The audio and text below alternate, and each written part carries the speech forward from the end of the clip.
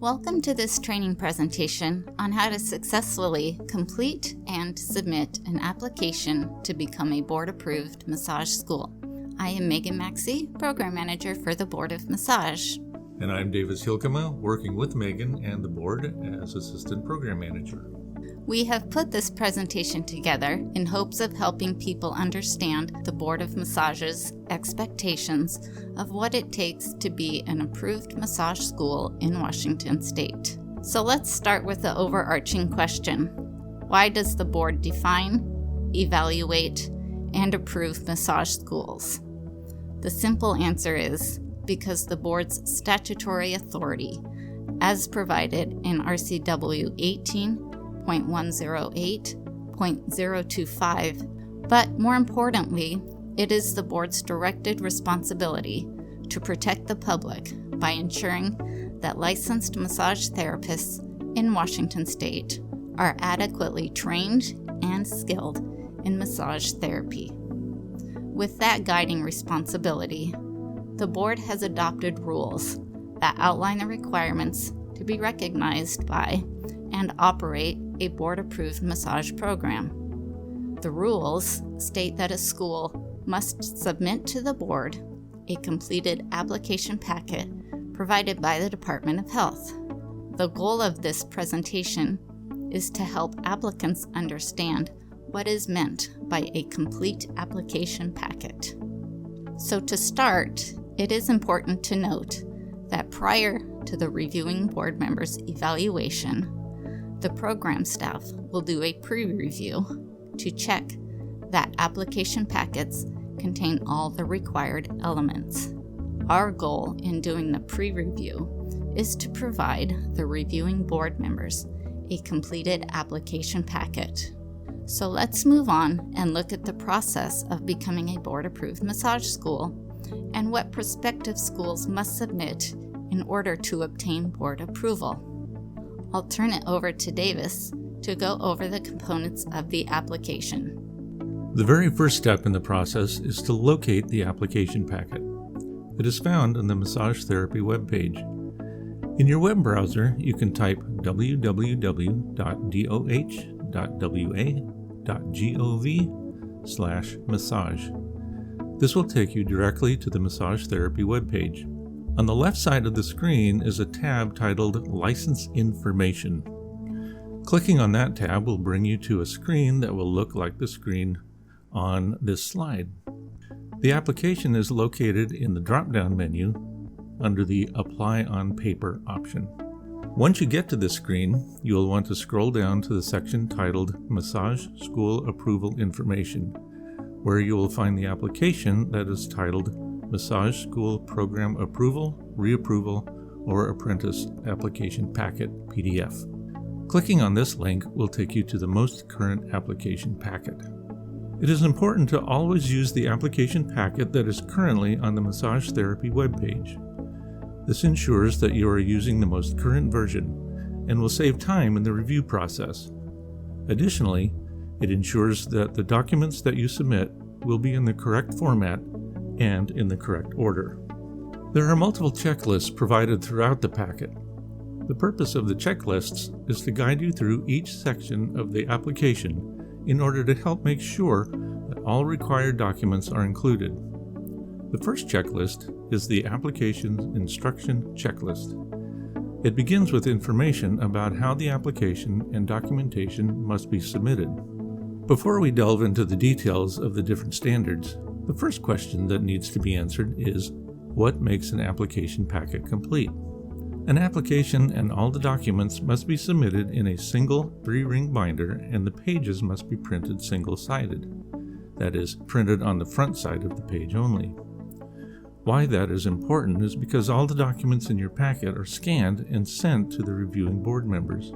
If packets are not submitted single-sided, pages printed on the back side will be missed in the packet that is sent to the reviewing board members and result in a deficiency. A couple of side notes here. Through this presentation, we will use the term RBMs when referring to reviewing board members. And also, we need to clarify that emailed applications are not being accepted right now until an efficient online process is developed. Continuing about your application. The pages must be submitted in a format that when scanned are clear and legible.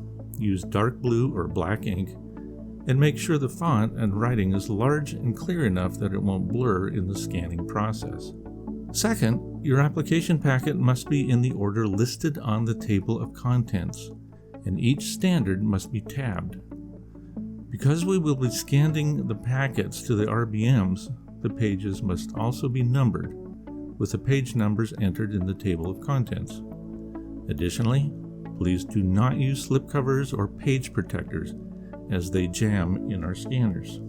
Third, unless otherwise indicated, the templates provided in the application packet must be used. If the information is submitted in any other format, the packet will be considered deficient, which will delay the review and approval process. These templates were created to assist the schools in making sure the required information is provided and easily accessible. Using them is beneficial for both the school and the reviewing board members. Organization of the application. As mentioned before, your application packets need to be organized in the order laid out in the checklist that is in the application packet. The entire application packet has 10 elements, which include the application form, a table of contents, and 8 standards. The first 2 pages of your binder will be the application form itself. This template is provided and must be used. The next 3 pages will be the table of contents. This template is provided and also must be used. These forms are followed by the 8 standards, with documents for each standard collected under separate tabs. Board members emphasize how important it is for schools to organize their material according to the order outlined in the table of contents. An application that is in order makes the review process move quickly and efficiently, and it also minimizes the chance of overlooking a document or piece of information that might be out of order or buried in other materials. Because a properly organized application makes the review process move more quickly and accurately, it serves the interest of both the board and the schools. This is what the application form looks like. It is imperative that this information be submitted accurately and completely. The information is entered into our database and used for confirmation that a licensed applicant has graduated from a board-approved program. The application's instructions checklist includes information about what is needed in each section and each item in case you have any questions. Pay close attention to Section 3 of the application form. In the hours and weeks boxes, we are not wanting just the minimum requirements listed in WAC 246-830-430. You need to enter the actual total number of hours of your program, and then the actual number of weeks the program goes for. Also, the total number of hours you enter must match the total hours shown in the course's offer table, which we will look at later. The next 3 pages in your binder will be the table of contents. The table of contents follows the order of the application packet. It is a form that is included in the application packet and must be used. This is an extremely important document. As provided, it is in order and is designed to enable reviewers to easily reference documents and navigate by the page number where documents can be found in your packet. Megan will now lead us in going through the details of the 8 standards. Following the table of contents is the massage program courses offered form. This is the first item in Standard 1, Curriculum. Again, in the binder, the different standards need to be separated under different tabs. A link to the form is provided in the application packet. This is a required form. If submitted in any other format, the application packet will be considered deficient until rectified by the applicant. The applicant must list all courses taught in the program, and not just those that satisfy Washington's minimum subject hour requirements. The total hours of all courses offered must be the same as the total number of hours listed on page 2 of the massage program application form. The primary goal here is to show that your program provides training in all the required subjects and that the program meets the minimum requirements for licensure. The board recognizes that some courses may cover more than one subject, and this form has been designed to easily break out the number of subject hours in each course. If you handwrite this form, be sure that the course total column matches the hours in the syllabi, and that the total of the program hours matches the program hours entered on the application form. On the downloadable template, the totals will automatically populate. You can get to the downloadable templates by clicking the hyperlinks in the application packet. You will need to download the template to your computer before you will be able to edit, save, and print the form. There must be a separate syllabus for each course listed on the table of courses offered form. For example, if you have a course titled Anatomy and Physiology 101 and a course titled Anatomy and Physiology 102 in your program, they must be listed separately on the table of courses offered form, and there must be two separate syllabi, one titled Anatomy and Physiology 101 and another titled Anatomy and Physiology 102. Furthermore, each separate course syllabus must include specific information as listed on the screen. Links to a fillable Word document syllabus template have been included in the application packet. We will go over the syllabus template next. You may use the fillable Word document or submit your own syllabus using the exact same outline. This document is included as a reference for how syllabi must be formatted. Again, you may use the fillable Word document or create your own. However, all syllabi must be formatted in the same outline as the template. The template is designed to ensure that all of the required information is provided on each syllabus and to make it easy for program staff to identify and RBMs to review. Next, we come to the requirement of submitting exam samples. It is not unreasonable or unusual for a single exam to cover multiple subjects. However, doing so makes it challenging to determine what subjects are included on the exam. To assist us in ensuring each subject is covered, the board needs the school to clearly label what subject or subjects are covered in each exam. If they are not labeled, it will be considered a deficiency until rectified. Additionally, exams must be submitted as they will be administered throughout the program. Next, I will cover first aid and CPR training. We need to know how your students will be meeting this requirement. While CPR training must be an in-person training, there are hybrid courses which are also acceptable. It is important to note that the hours for this training cannot be counted toward the 625-hour minimum requirement. For example, 4 hours of CPR certification cannot be used to bring a 621-hour program up to 625 hours. CPR and first aid certification do not need to be put on the massage program's offered form, since it cannot be counted towards the program's hours. The requirement is simply for the school to have a policy ensuring that their students get the certifications. Also, the level of certification isn't specified in rule. An applicant just needs to hold certification. And finally, for Standard 1 is the institutional philosophy or mission statement.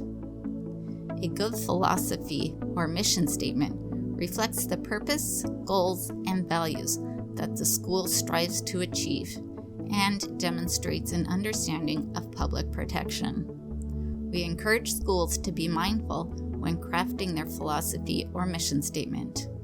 Now I'll turn it over to Davis for Standard 2. Standard 2, the academic standards. When it comes to these policies and statements, one of the challenges we face as pre-reviewers as when a school submits their school catalog to address the required policies rather than submitting separate policies. When schools have submitted a catalog, it takes staff and RBM significantly more time to search for and review the policies. The board, therefore, has determined that they will not accept a catalog as proof of the required policies.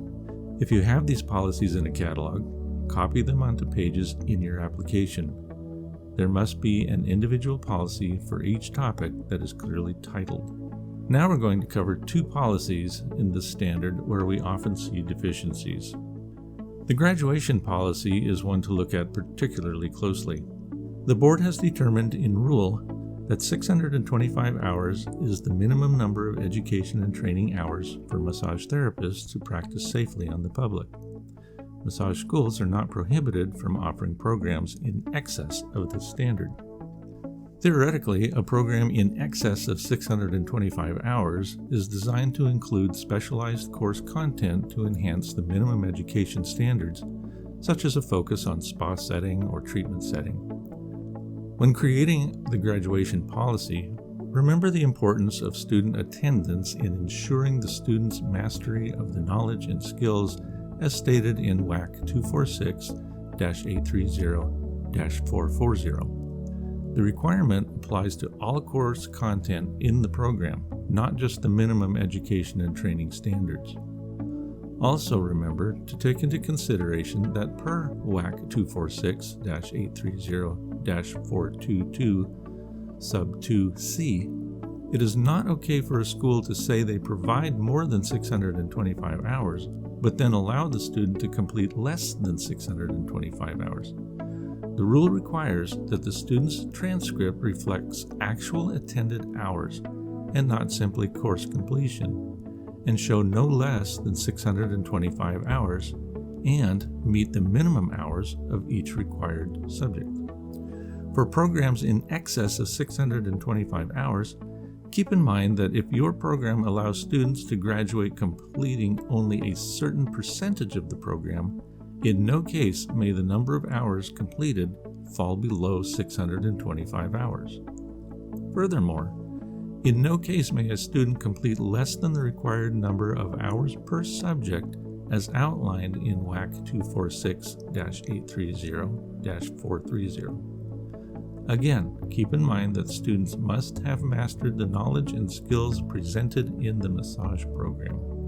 To create an effective and robust non-discrimination policy, we encourage schools to be familiar with the national, state, and local laws of non-discrimination. The policy can be a simple statement, but it must at least cover the requirements listed in WAC 246-830-440 sub 3, shown on the slide. Moving on to Standard 3, Faculty. The first requirement in Standard 3 is a policy statement on faculty qualifications. You can find these requirements in subsection 3 of WAC 246-830-440. The next requirement is a statement or policy about faculty's participation in the development and evaluation of curriculum. And then we come to resumes. The resumes are documents that we often have seen improperly submitted.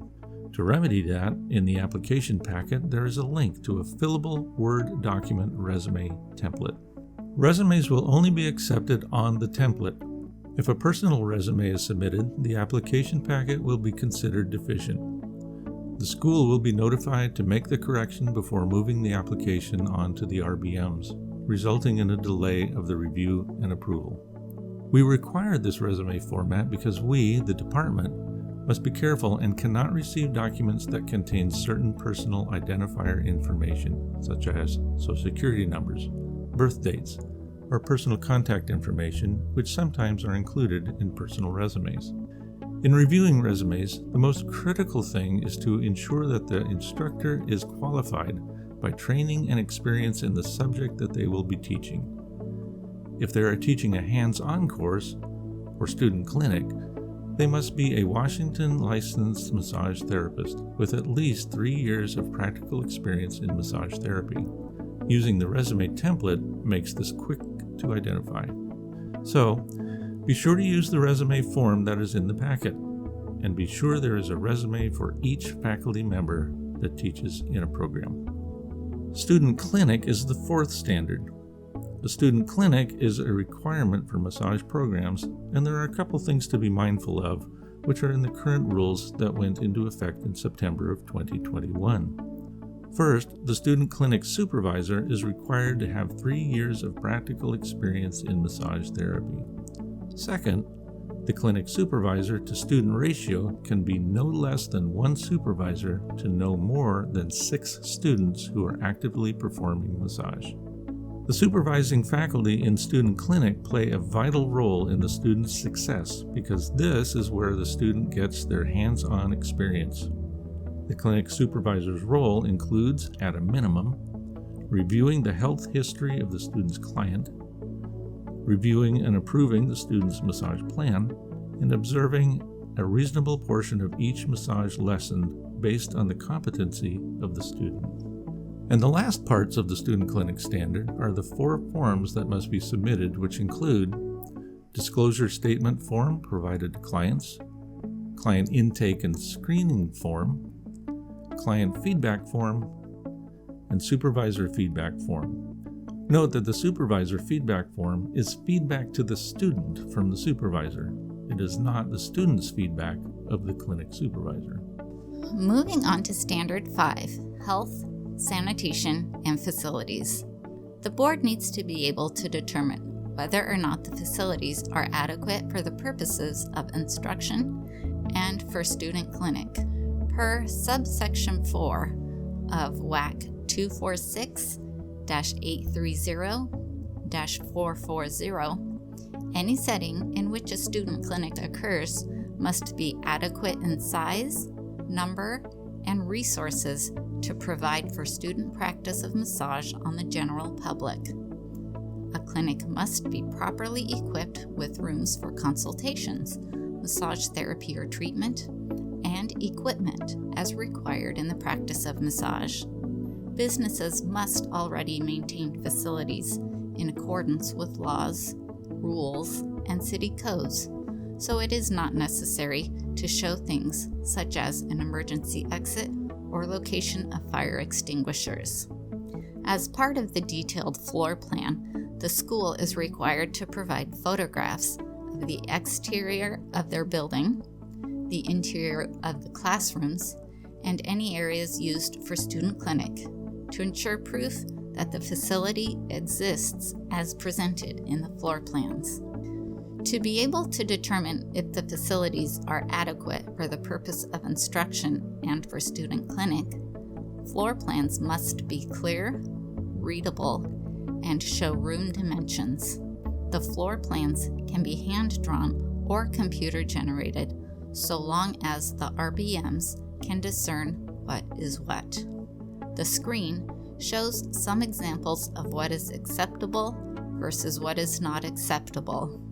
This is not an exaggeration of what we have seen. As you can see, the 2 with gold stars provide a higher level of detail than the 1 that is crossed out. Continuing with Standard 5, you must also provide a list of the equipment available for student use in both the classroom and student clinic. Examples include massage tables, chairs, computers, and supplies available for the students. The list of library contents and online resources need to be a comprehensive list of exactly what is available to the students. Standard 6 is regarding professional conduct. Educational programs must provide a policy on professional conduct that applies to both students and faculty. Examples of policy include things such as appearance and hygiene, confidentiality, relationships and boundaries, harassment, substance abuse, public interaction. This is not a comprehensive list. It is the school's responsibility to ensure that their faculty and students conduct themselves in a professional manner. Moving on to Standard 7, which is records. 2 documents are required to be provided in the application packet. a sample transcript, and a policy of release of student records consistent with applicable laws.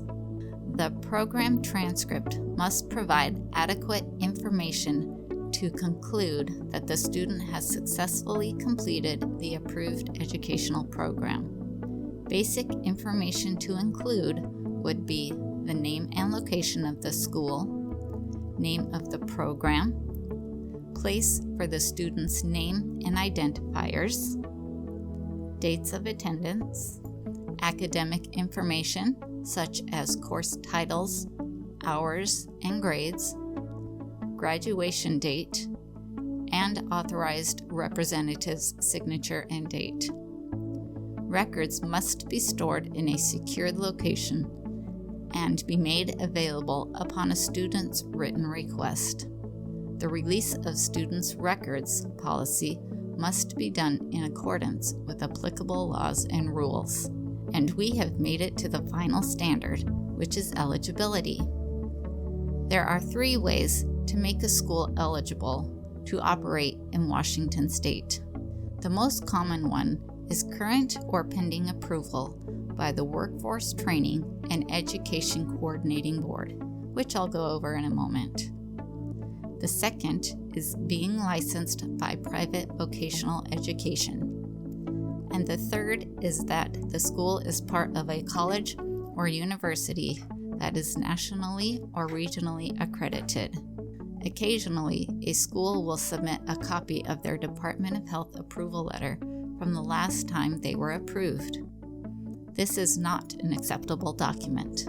The Workforce Training Board is the entity in Washington State that licenses private vocational schools. The board works in tandem with the Workforce Training Board. In essence, a school cannot be approved by the board without Workforce's approval, and Workforce cannot approve a school to operate without approval by the Board of Massage. In such cases, the board has authority to give pending approval to a massage program that has pending approval by Workforce. Pending approval from Workforce means that the only thing they are waiting on is approval by the Board of Massage, and vice versa. Once the board approves it, program staff will notify the Workforce Board. Now that we have covered the 8 standards, Davis will go over highlights and takeaways from this presentation. Now, let's go over the main points for submitting a complete massage school program application. First, we'll be accepting applications in 3-ring binders only until an actual online application process is developed. Now, only a single 3-ring binder is required to be sent in. Pages in the binder must be numbered and printed single-sided, and staff will scan the pages and then send the digital PDF format to the RBMs. All documents in the application must be in the order as outlined in the application packet, which follows the order of the table of contents. Program staff will notify the school if it is not submitted in order. Until it is submitted in order, the application packet will be considered deficient. Unless otherwise indicated, templates included in the application packet must be used. If they are not, the binder will be considered deficient until such time that the templates are submitted.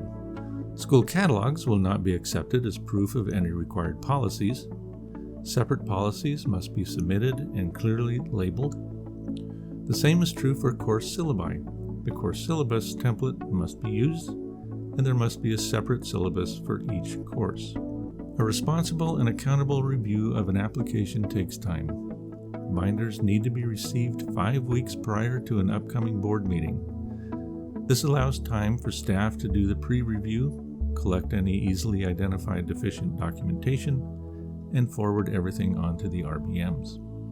We work to process school applications as quickly as we can. When it arrives, we prioritize it. It is important to notify us when you have mailed in your binder. Binders come into DOH Central Receiving and then routed. We are not in the office, and we need to know if we should be expecting to receive your package. We've covered a lot of territory, and we've shared and learned a lot that is going to really help school reviews be completed efficiently in ways that benefit both the board and the schools. Hopefully, we will see fewer deficiencies and schools can get their approvals more quickly. If you have any questions, contact us at the email address massage.therapy@doh.wa.gov. Thank you for your time in this. Good luck.